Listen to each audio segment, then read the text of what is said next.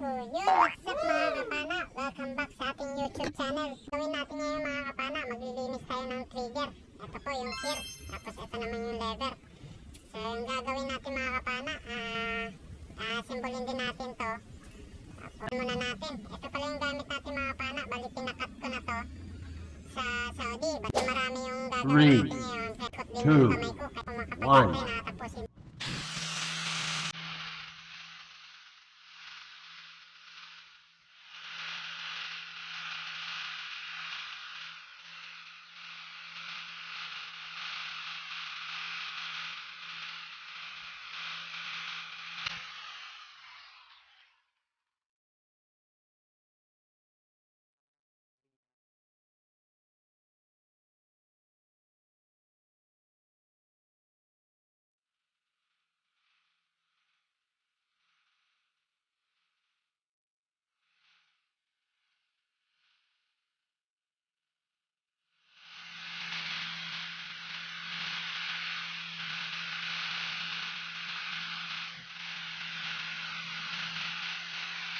Ito na yung mga sir na nililinisan natin.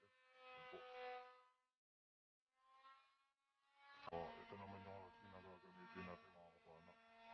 Bali 1/2 by 2 to na ano.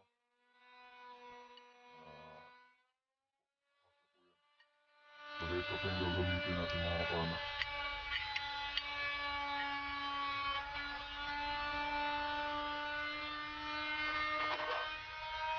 Ganyan ko yung mga kapana.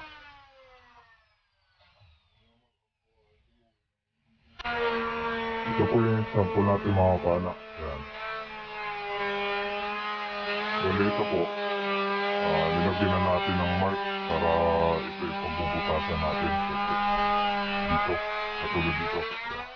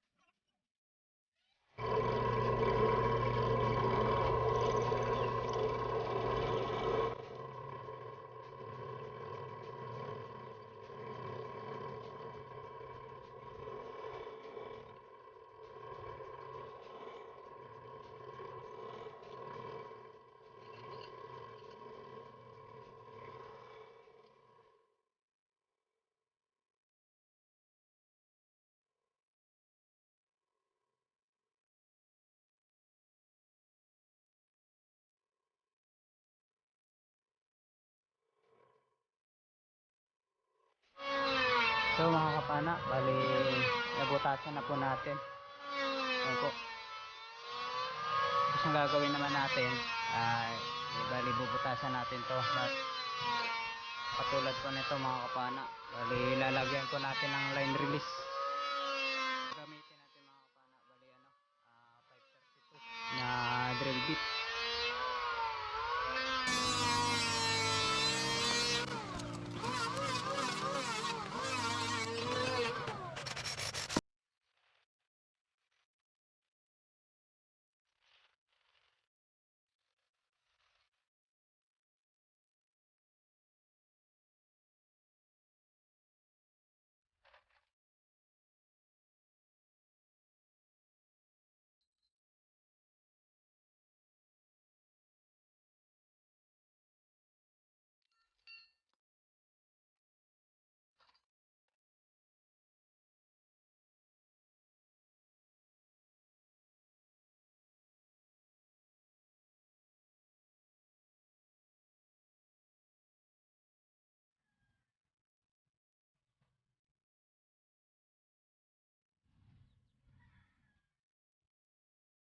Ikakat na lang po natin to.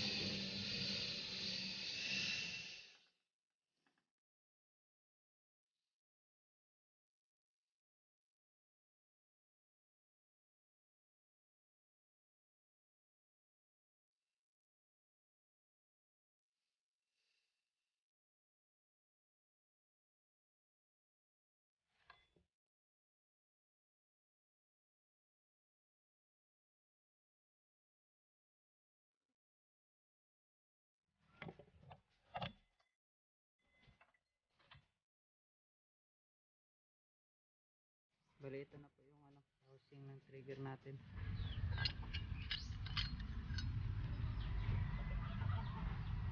Mga kapana, natapos na po natin yung yung housing. Tapos nalinisan na po natin. So, assemble na po natin. So, ganito na po yung setup niyan mga kapana. Kapag na-assemble na po. Ganyan po yan. Tsaka na natin bubutasan dito para sa line release. Tapos dito sa screw type. Dito naman sa pin. So, ganito na po magiging setup niyan mga kapana.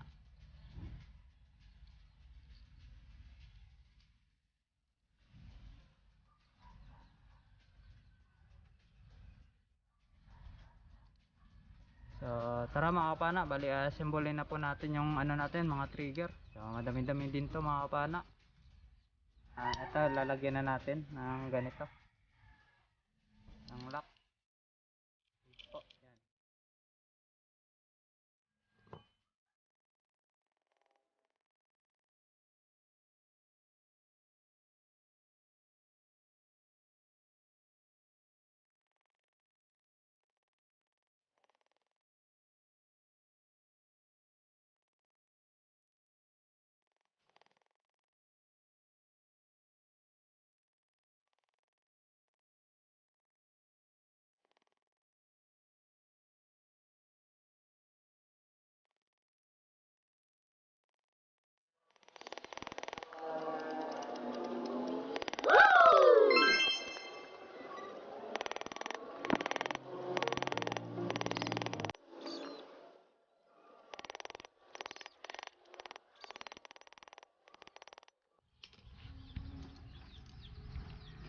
Yan na nga mga pana, bali natapos na natin.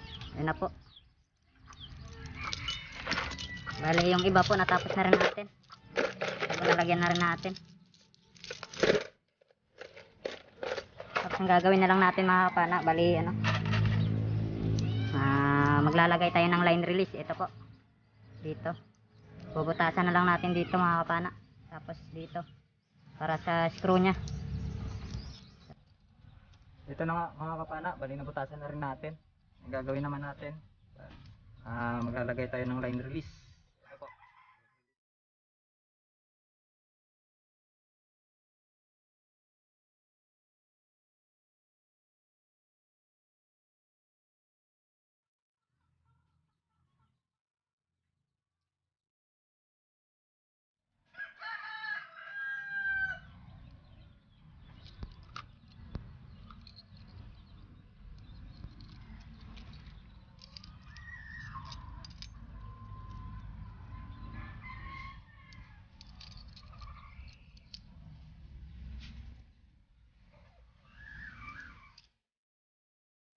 Bali wala pa tong spring mga kapana. Ito meron na. Ito na po, meron na. Yung gagawin natin mga kapana, maglalagay tayo ng spring dito. So yung gagamitin natin mga kapana, kawad po to, stainless.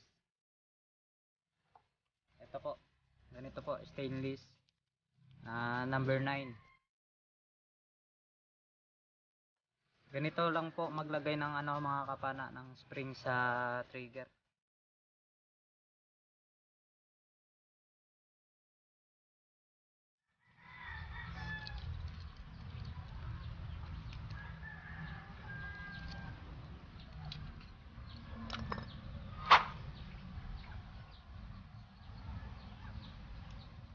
I-loop nyo lang dito mga kapana, dito sa pin na to. Yung ano, yung kawad.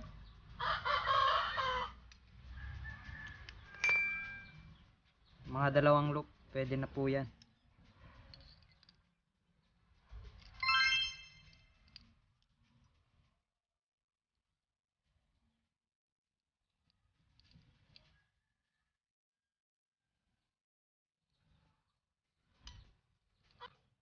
Next naman natin yung sa kabila naman mga kapana. Mag-loop na naman tayo ng kawad. Dito sa mayroong, ano. Make sure na ano mga kapana, matuwid at ano pantay yung spring. Ang gagawin nyo para at least hindi po siya mag-failure kapag nag-trigger na.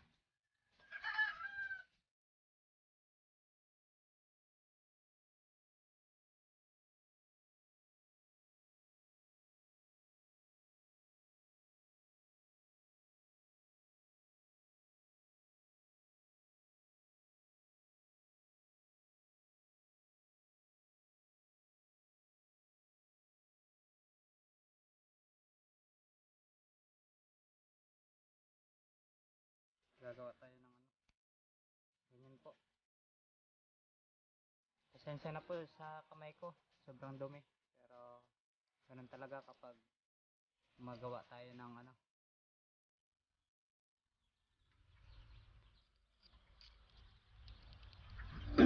Ito na po mga kapana. Meron na pong springan.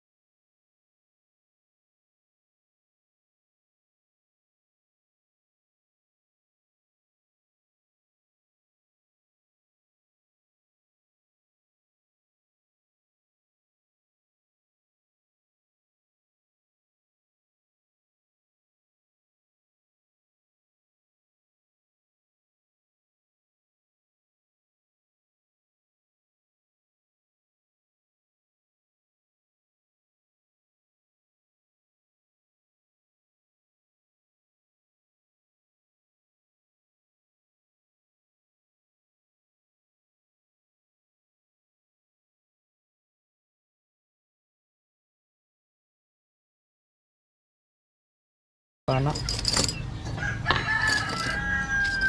Yun lang mga pana. Meron kayong natutunan ulit sa ating ano, bagong video.